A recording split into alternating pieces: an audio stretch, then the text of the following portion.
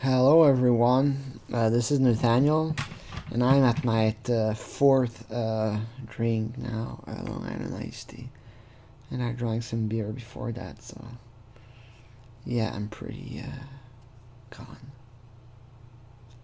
But I wanted to analyze today a moment of the Lornography that is just weird, and I'm gonna call this Kayla gets out of context, or Kayla strikes. Or, if you analyze Kayla during the pornography, she doesn't say or do much. She's very passive most of the time. She's like, "Okay, cool. If you want me to, okay, all right. I love you."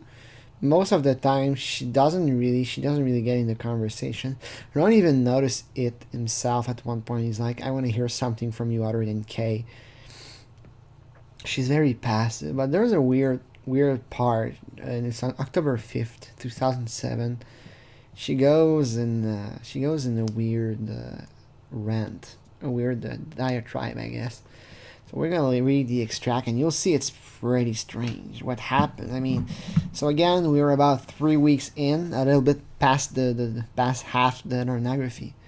Don't forget to do my favor for me when you get in bed. Oh, you sick fuck. We know what favor he's asking about, It's not like praying for him, It's actually he says like stick your fingers. Okay, whatever. Okay, I'm done. Meaning deleting our archives. Yeah, delete your archives. Don't want to leave any evidence, right, Lorne? That's what you do as a criminal. You delete your evidence of your crime. Okay, I love you, my precious princess. Super bros. Hug, kiss. I love you, kiss, kiss. Good night and dream about me. I will. Night and dream about me. I always do. Dream about Kayla. Stupid, disgusting fuck. Rose. Smile. I love you and I miss you already. So now Kayla, she comes back from school. And by the way, Sherry Twist, she probably had to work, Even though she's a perverted justice decoy, I would say during the day she probably had to work. It's not like Zadie Van Erck is going to pay her bills for her. So I'm guessing that she came back from work and then she logged on and started talking to Lauren. And you will see she rarely talks during the week between 9 and 5 in the day, 9 to 5. So I'm guessing she was at work and she come back from work and she's like, damn, I have to speak with that pervert again. But now she comes back. Remember, that's 1 hour ahead of time. So it's 4:24 p.m. Or maybe it's 4:24 p.m. for Lauren, but 5:24 for her. That would explain it. So she comes back from work at around 5, maybe 5:15. She comes back. You leave for work already. That sequence is very aggressive, very active. It's just weird. The more I read it, the more weird it is. Like, you leave for work already? Sad face. You didn't leave me any message on here today. And here she's really needy. Lauren always used to leave her some offlines. Like, did you get my offline when I said you were pretty? Now she's like, you didn't leave me any message on here. So she's really needy, Now, sad face. Look at the time. So 5:25, 5:50, sad character, I miss you, sad. And then 2 hours, 40 minutes later, again sad face, again sad. Another 40 minutes later, 50 minutes later, goggle face, sad. Another hour later, sad. Another 15 minutes later, guess you're not gonna be here tonight like you promised. So why you hate you here? I know you are. And then she's like, fine. She's really needy. Like, where are you? Why aren't you here? Why are you in here? Then sad face, S face, I don't know what that is. Dead character. I know you're here. Why aren't you talking to me? Are you mad or something? What did I do? Like, this is really out of character from the Kayla. It is usually very passive. At the same time, where the fuck is Lauren? Where the fuck is he? Usually he's there waiting for her all day. He says at one point, like, that's all I did today was waiting for you. So where is he? Why doesn't he reply to her? And then she says the weirdest line that Kayla says. I mean, Lauren does much worse, but Kayla says, okay then, I guess you don't like me anymore. What the fuck? When I read that line, I just didn't understand. Just because Lauren is not replying, and she's been going at that stuff for 5 hours and a half now. And she's like, I guess you don't like me anymore. Maybe the decoy felt that she was losing him. And that's a good question. Why isn't he replying? Usually when Lorne writes, it's like super early. If you get like better, he logs on, for example, at around 10:30 p.m. You're here. That's why you come back from his work, selling tickets for whatever. Now he's not there. It's 11. So where the fuck is it? You know, like maybe, you know, when you're a decoy, maybe you're afraid that the I kind of lost it, right? Just give me a second. Yeah, maybe he just gave up on Kayla. Maybe he met another girl. Maybe he found another kid and a real kid. So the decoy was really panicking at this point. Like, what if he never logs back on?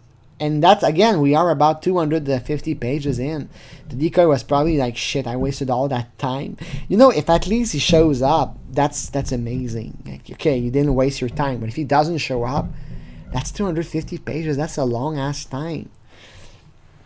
And again, a sad face, and only at 11:28 p.m. That's the time for Sherry Twist. For Lorne, it was 10:30 p.m. Now he says, don't leave me, and she smiles. So she acts really happy to see him, like, yay! I want my baby, be right back. Where you been? Can you call me? They're not going until tomorrow, damn. We can be... I was just mean to Bud because he was bugging me, and all I want right now is you. I think I need to throw up, but I'm trying not to.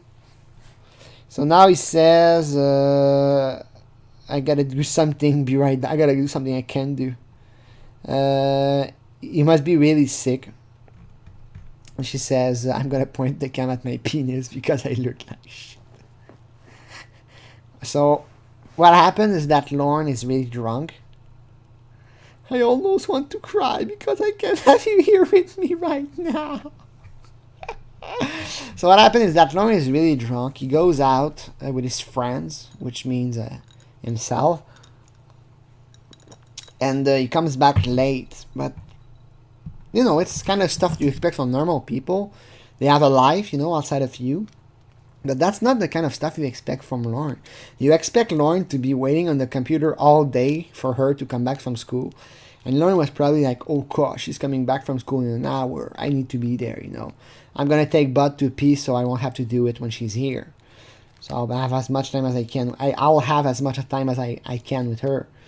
But and then every night, it's almost that. Every single night he's waiting for her, but not that one. On that one, it takes a while to come online. And Decoy really flips out. Look at all that. She's like, I guess you're not going to be here. And then she says, that's really weird. Like, you don't like me anymore.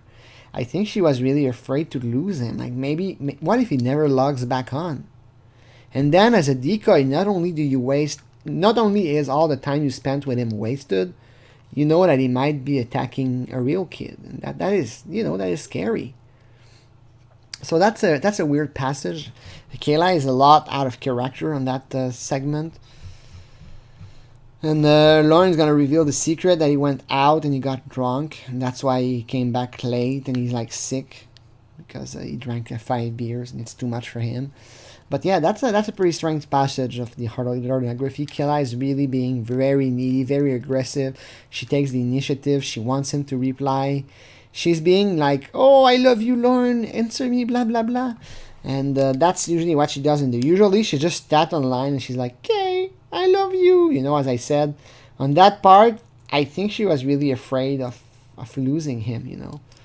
And that came out of nowhere because on the night before, he was like, don't forget to do my favor. So he was being the normal pervert.